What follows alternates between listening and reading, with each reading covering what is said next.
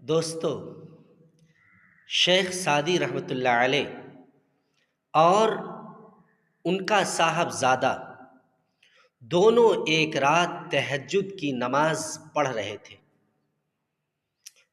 نماز ختم ہونے کے بعد دونوں باپ بیٹے دعا میں مصروف ہوئے، اور دعا کرنے کے بعد بیٹے نے ابا جان سے کہا کہ ابا جان، اس وقت ساری دنیا سو رہی ہے اور ہم اللہ کی عبادت کر رہے ہیں۔